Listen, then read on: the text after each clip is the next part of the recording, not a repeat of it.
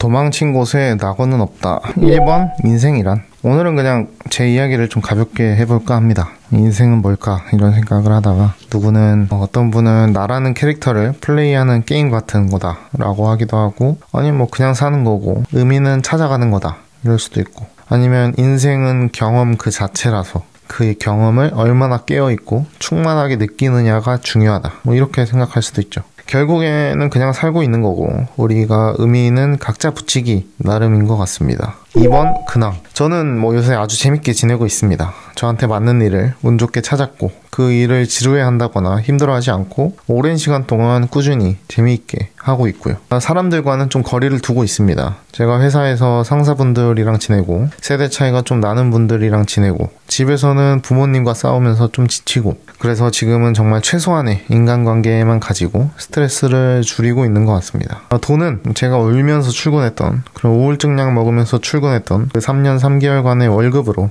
그때 다행히 다 쓰지 않고 많이 아껴놨고 투자해두고 했던 걸로 지금은 한 2년 정도 벌이 없이 지낼 수 있을 것 같은데요. 2년 정도 이렇게 꾸준히 제 일을 해보고 만약에 돈이 떨어지면 나가서 알바를 하려고 합니다. 카페 알바나 배달 알바를 할 것 같은데요. 배달 알바는 사람들이랑 마주치지 않으니까 그러면서 창작 활동을 계속해서 제 흔적을 세상에 계속 남기고 계속 이런저런 시도를 해볼 것 같습니다. 3번 유튜버. 근데 조금 가끔 이제 걱정이 문득 되는 거는 내가 이 길로 쭉 간다고 해서 내 노력이나 내 커리어가 인정받을 수 있을 것이냐, 아니 누군가한테 인정받지는 못하더라도 내 스스로가 인정할 수 있는가 싶은 겁니다. 만약에 제가 회사에 계속 있었으면 그 일의 실무 전문가가 됐겠죠. 그리고 잘리면 뭐 경력을 살려서 작은 회사에 또 간다던가. 근데 지금은 제가 대학원을 다니는 것도 아니고 어떤 실무를 하는 것도 아니고 이대로 간다면 유튜버가 되거나 아니면 작가가 되거나 기존 기성 방식으로는 상상이 잘 안 됩니다.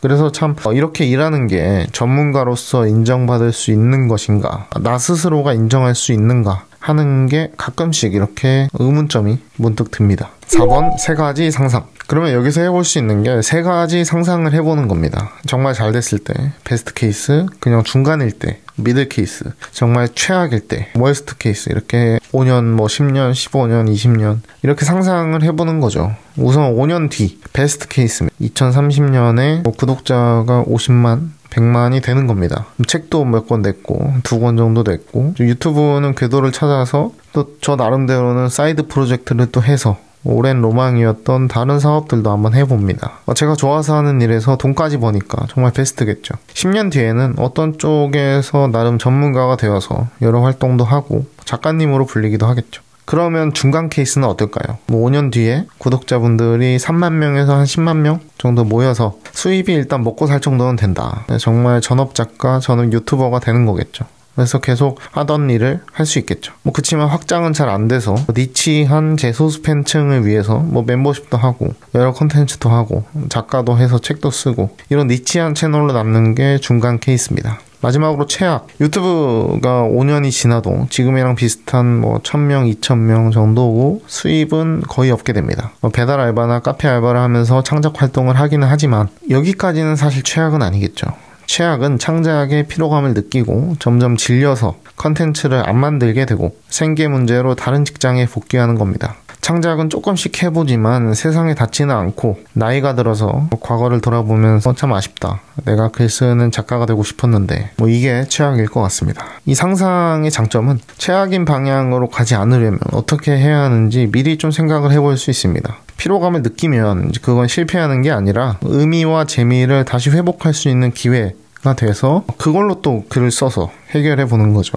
그리고 망하더라도 글이 남으니까 제가 썼던 수많은 글들이 다 제 자산이 되겠죠. 아니면 제 성향이 좀 바뀌어서 다른 천직을 찾을 수도 있고요. 그래서 너무 결과에 신경 쓰지 말고 재미와 의미를 유지하면서 페이스를 잘 조절해야 될 것 같습니다. 5번 비포장도로. 사실 저는 이렇게 뭔가를 도전해보는 게 사실 거의 처음입니다. 나름 좋은 고등학교에 들어갔고 그때 친구들과는 다르게 건축학과를 선택을 했고, 대학에서는 나름 동기들이 안 가는 해병대에 갔고, 창업을 기웃거리다가 다시 돌아와서 나름 운 좋게 취업에 성공을 했고, 대기업에 운 좋게 큰 곳에 갔고, 회사에서도 동기들은 보통 이직을 하거나 계속 다니는데 저는 제 일을 하겠다고 그냥 퇴사를 했습니다. 나름 정해진 일에서 삐딱선을 많이 타긴 했지만 다 길은 있었는데 이번에는 아예 길도 없습니다. 나중에 10년 뒤에 20년 뒤에 제가 어떤 모습이 되어 있을지 상상도 잘 안 되고요. 사실 제가 이렇게 계속 의지를 이어나갈 수 있는 데에는 반대급부의 마음도 있습니다.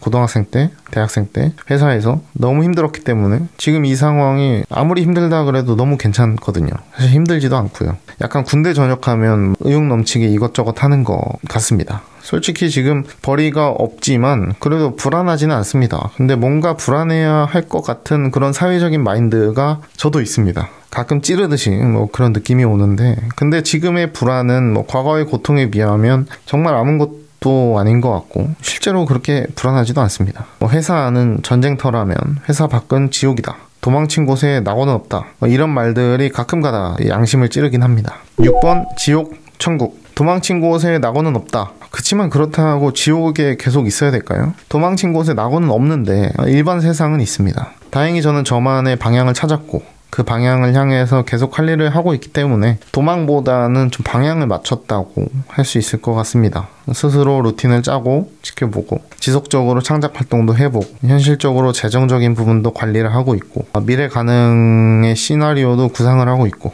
그리고 무엇보다 이 모든 과정을 이렇게 기록을 하고 있습니다. 내가 도망친 곳은 낙원이 아니지만 낙원으로 만들려고 해보고 있습니다. 여러분들은 정말 지옥에 살고 있지만 도망친 곳에 낙원이 없다고 해서 도망치지 않고 계시다면 지옥에서 나오면 낙원은 아니더라도 그냥 세상이 기다리고 있으니까요. 너무 버티기만 하지도 마시고 그렇다고 너무 도망만 치지도 마시고 본인만의 방향으로 본인만의 속도로 가셨으면 좋겠습니다. 응원하겠습니다. 감사합니다.